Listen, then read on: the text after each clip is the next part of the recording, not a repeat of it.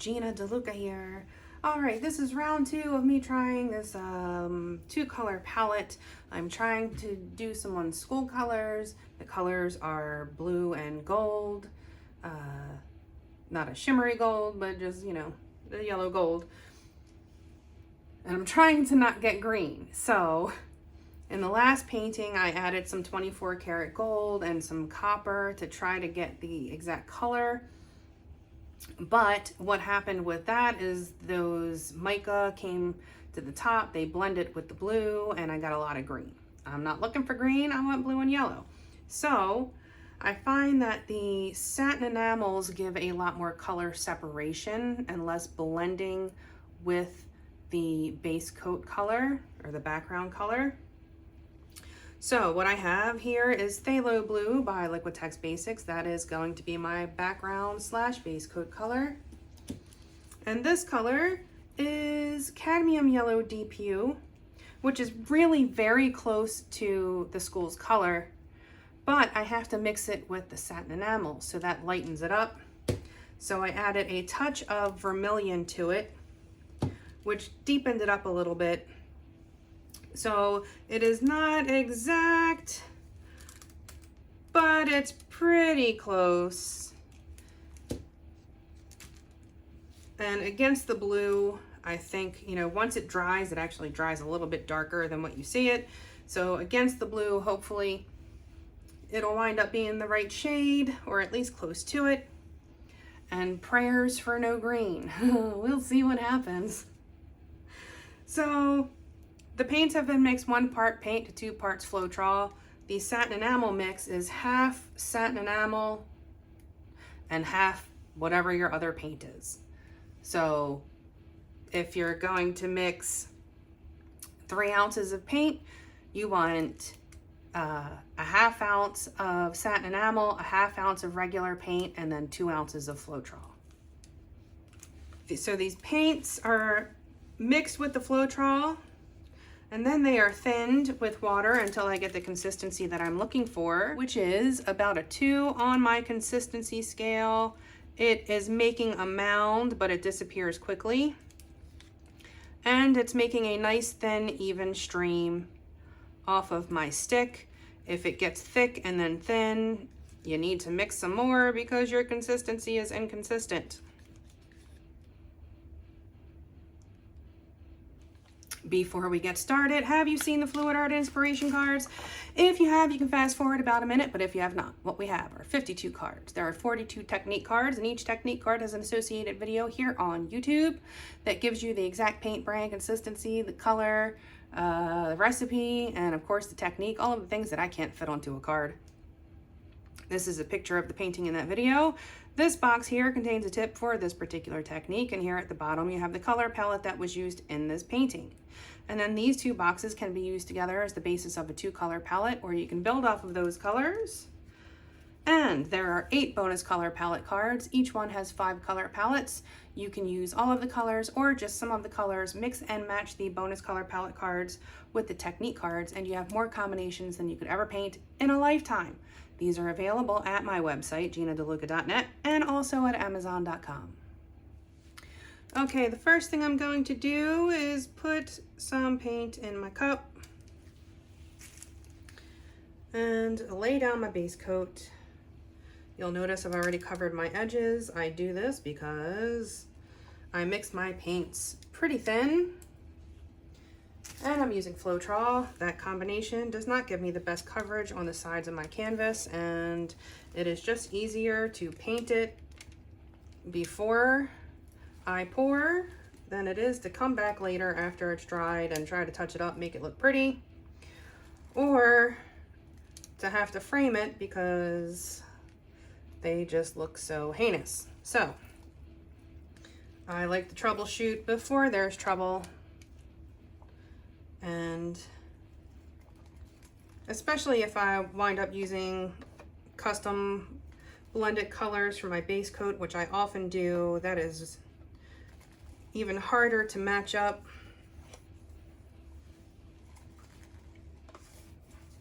It's just easier to take that 2 minutes to cover the sides ahead of time. And I lay down a base coat because I want my paints to slide around evenly. Something has to stick to the canvas first, and if it is not your base coat, it will be your poured paint. And what happens is the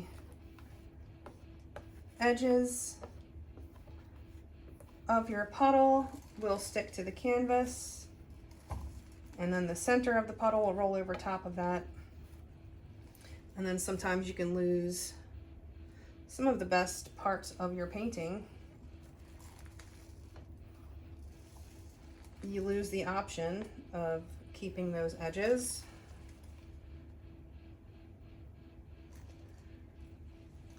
All right, my base coat is down. I'm going to pop the bubbles.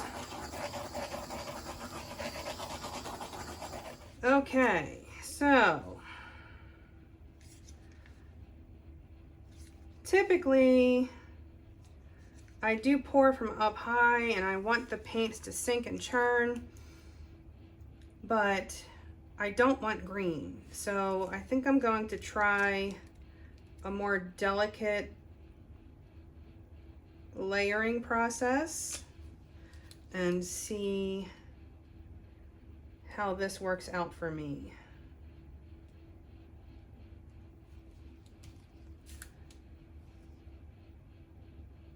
This is kind of how the original straight pours were layered in the cup. Videos 15 and 16. I wasn't doing the sink and churn. It was more layering in this fashion.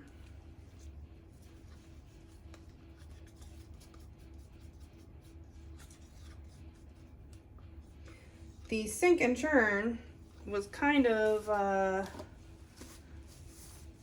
more when I was trying to get those bolder cells, to get those colors to blend.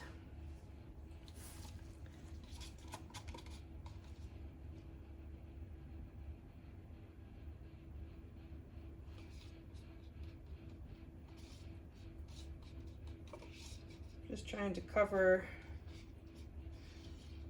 as much of that yellow as possible.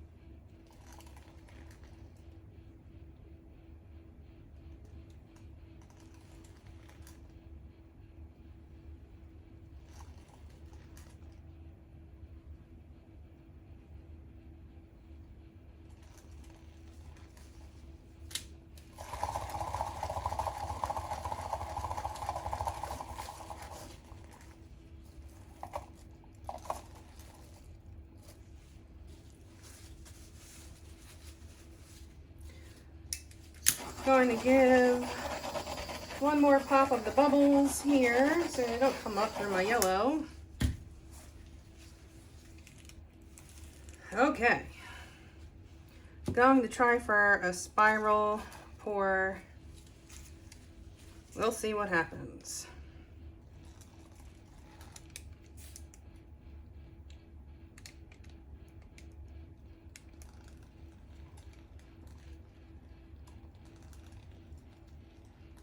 So far,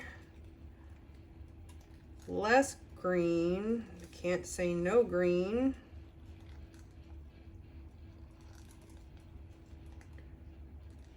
But hopefully that yellow is strong enough.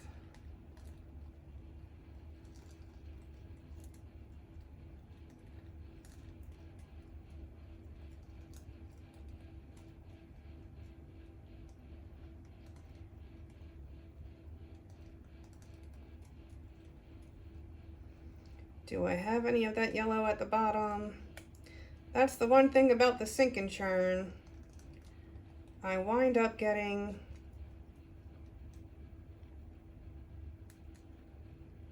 enough of my cell maker at the bottom of the cup to give me a focal point.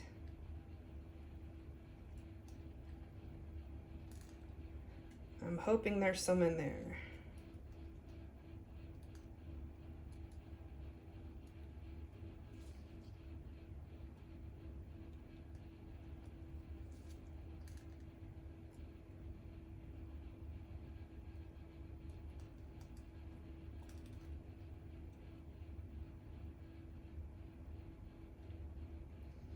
Trying to be very patient here.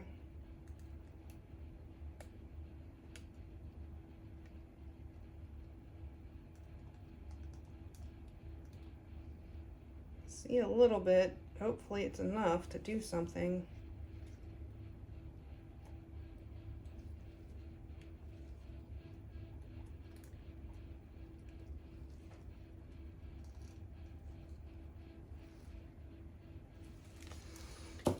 Well, I guess we'll see. Less green, so that's good. Let's pop these bubbles. So what happens here, there are bubbles in the layers underneath. And if there are bubbles in a layer of yellow, when that bubble pops and comes to the top, it will bring some of that paint with it. And then I wind up with little tiny cells. But what will happen is the Satin Enamel paints dry matte, and that blue paint is glossier. And so what happens is it has a hydrophobic effect and it pushes the other paint away. And so those cells will continue to grow.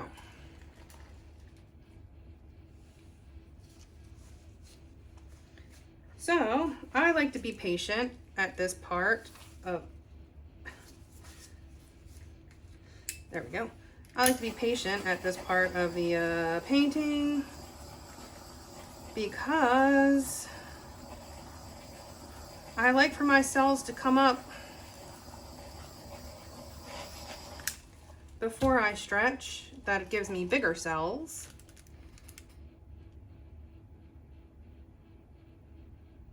I'm not sure what's going to happen here. I did not get as much of that yellow in the bottom as I normally would when I pour from up high.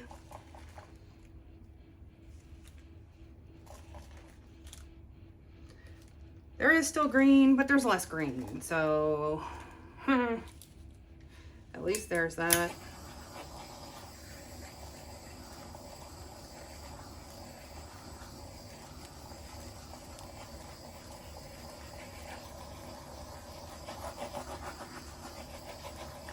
And I'm not sure if I could, put these together and not get some blending. I think that would be quite the task.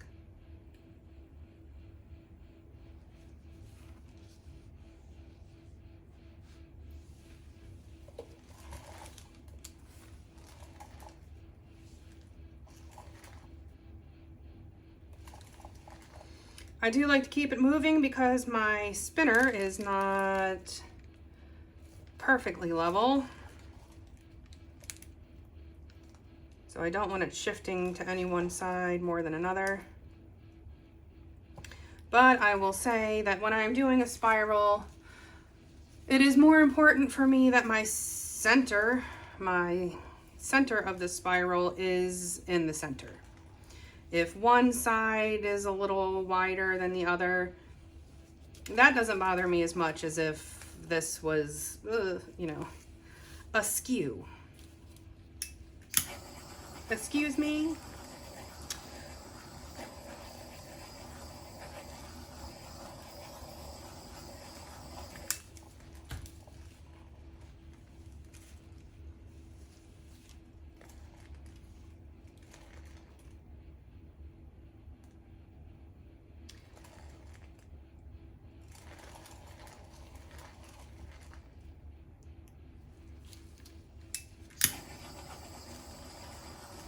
Just keep popping the bubbles.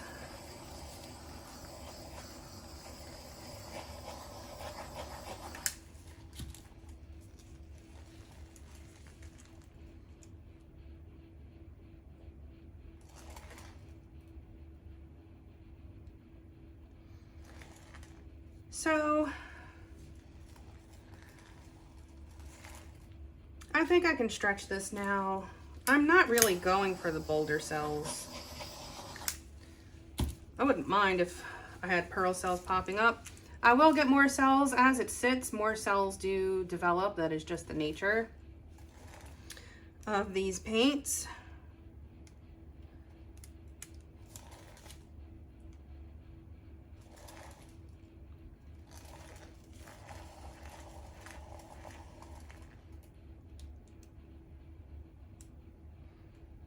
All right, I'm gonna give this a twirl. You don't need to spin fast. It will get to its destination. If you have ever had a painting that was not level when it dried, you know how much paint can move over time.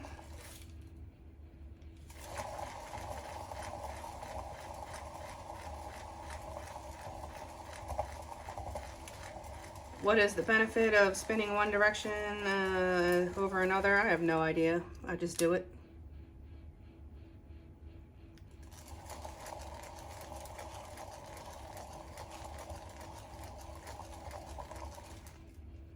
All right, so now is a good time for me to check my sides and see if any spots need to be zhuzhed up.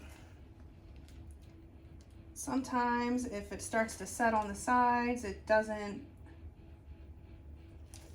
come off the edge as smoothly.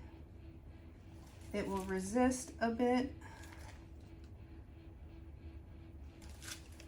So I find it to be helpful.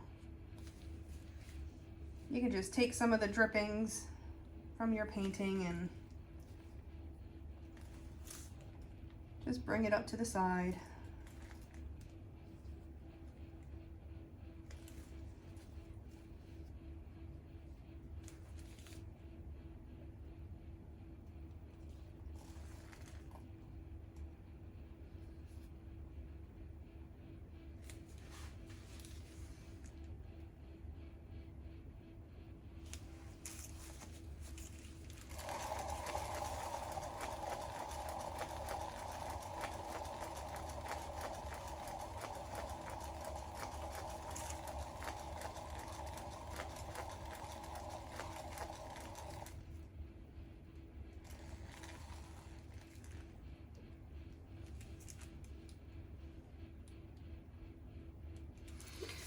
Still getting a whole lot of green.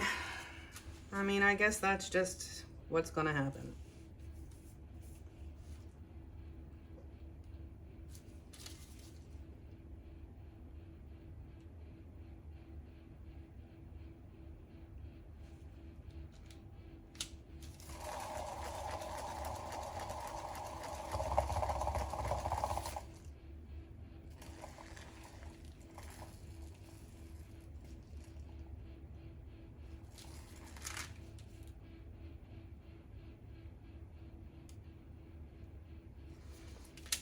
Just pulling that paint just a bit.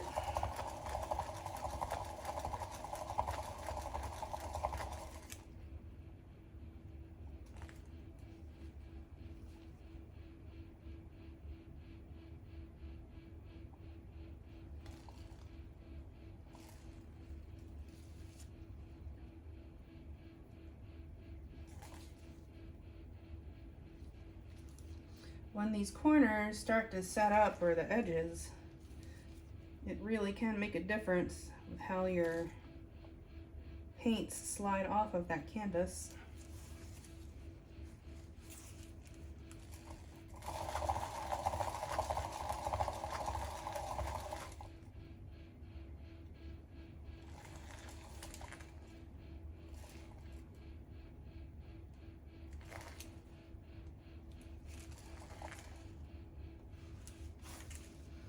Typically, I will stretch until the corners are covered, but I would not mind Making sure I have some blue left on here in case the yellow takes over. Okay, I'm going to leave this alone. I'm going to let it sit and see what develops. And I'll bring you in for a close-up. Back in a few. Okay, so here it is. This piece is dry now. There is a bit of green, but not nearly as much as the last piece. And you can see, I'm trying to get a good angle, how the background color, that darkest blue, is glossy compared to the cells. That was how I discovered this technique. I used a paint that was more matte than the other colors. It was the Liquitex Basics Cadmium Yellow Light Hue. I was using all basics paints, but the Cadmium Yellow Light Hue dried matte, and it gave me cells. That's when I started testing all of my paints to see which ones were matte and which ones were glossy and which ones I could use together to make this cool effect happen. But there it is. It was well received by the recipient. I gave it to them and then said I had to take it back so I can varnish it. But there it is. I hope you learned something. I hope you enjoyed. Please do like, share, and subscribe. Do check out the description box below for links to my PayPal tip jar if you feel so inclined, my website, GinaDeLuca.net, where you can find my art and music and the fluid art inspiration cards for sale. You'll find links to my affiliates, DecoArt being one of them. There's a coupon code there. And when you use the affiliate links, I receive a small commission at no additional cost to you. So it's a way to help out without costing you anything. If you are subscribed, please make sure you have clicked the bell. Less than 1% of my views are coming from subscribers, and I think they are just not being notified.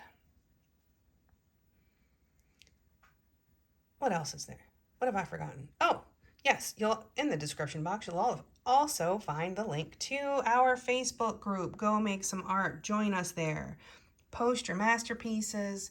Ask your questions. Get some inspiration. A good time is had by most. It is the internet, after all. Hey, Satchmo. Naughty kitties. All right, I think that is it for me for today. I hope y'all have a beautiful day. Now go make some art.